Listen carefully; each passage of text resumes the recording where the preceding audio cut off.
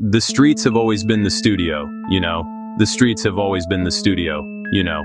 Long before a rapper ever steps to a microphone, the city they call home has already written the first bars of their song. The rhythm of the block, the dialect of the corner store, the tension in the air.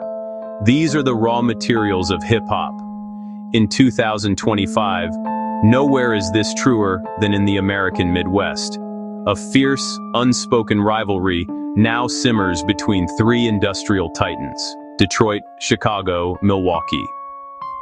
Each city has forged its own sound from its unique struggles and triumphs, creating a complex ecosystem of rap that is as competitive as it is creative.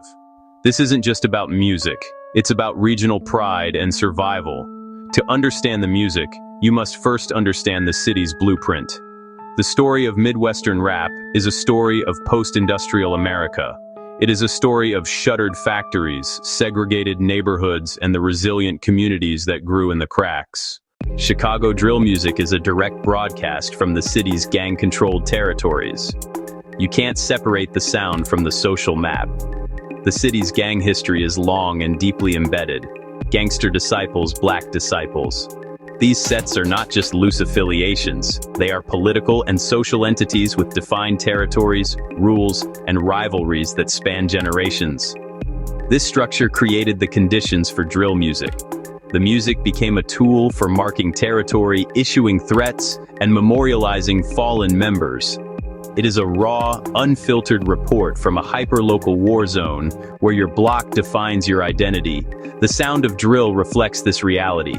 It is stark, menacing, and relentless. The beats, pioneered by producers like Young Chop, are typically stripped down and ominous. Heavy 808 bass, skittering hi-hats, and synth melodies that sound like alarms. Lyrically, drill is unflinchingly direct. The authenticity is undeniable.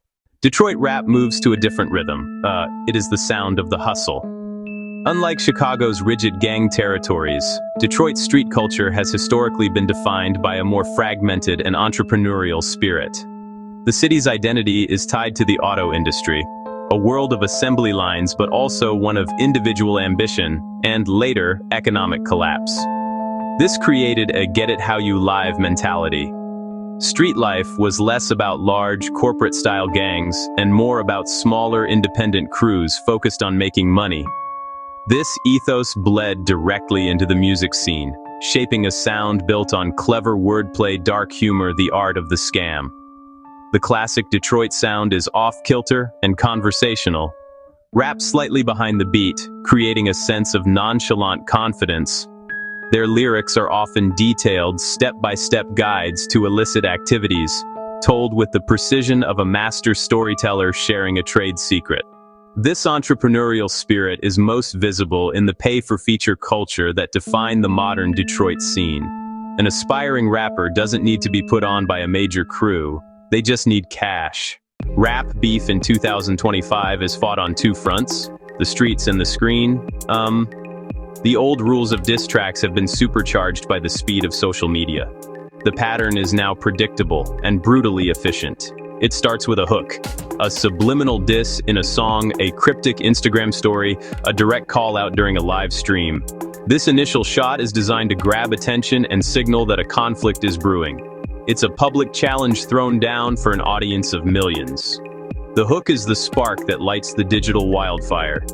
Once the hook is out, the era of receipts begins. This is where the battle truly takes shape. The targeted rapper is expected to respond, and the audience demands proof. The line between music and reality blurs completely. Receipts can be anything. The goal: publicly discredit the opponent. Fans become detectives, piecing evidence and choosing sides. Old private conflicts are now public performances. For years, Milwaukee was the forgotten city of the Great Lakes, sandwiched between the towering cultural influence of Chicago and the gritty swagger of Detroit. The 414 struggled to carve out its own lane in the national hip-hop conversation. Its artists were often lumped in with Chicago's scene or dismissed as a regional act. But in the mid-2020s, something shifted. A new generation of Milwaukee rappers emerged, no longer content to live in the shadows of their neighbors. They began to forge a sound that was uniquely their own, drawing from the city's distinct character and history. The Milwaukee sound is a hybrid, a testament to its geographical position. You can hear the influence of drill and the Detroit hustle. Some artists lean into the hard-hitting, ominous production reminiscent of Chicago, while others adopt the off-kilter flows and scam-centric storytelling of Detroit. But they infuse it with a local flavor. The slang is different, the landmarks are their own, and the perspective is shaped by Milwaukee's specific struggles with segregation and economic inequality. We have seen how the city forges the artist. Chicago's drill sound was born from a landscape of rigid territories, creating a music of raw, territorial reporting. Its top rappers are documentarians, their credibility tied to the authenticity of their dispatches from the front lines. Detroit, shaped by a hustle-or-starve ethos, produced a sound built on witty lyricism and the art of the scam. Its best artists are storytellers and entrepreneurs. The two cities represent two different philosophies of survival, and their music reflects that fundamental divide. Then came Milwaukee, the underdog, which created a potent hybrid of its neighbors' styles. The 414's artists blend the menace of drill with the conversational flow of the Detroit hustle, adding their own unique energy to the mix. They represent the next stage of evolution in Midwestern rap. Their rise shows the regional sound is not static, it is constantly in flux, absorbing new influences and adapting to new realities on the ground. So, who is number one?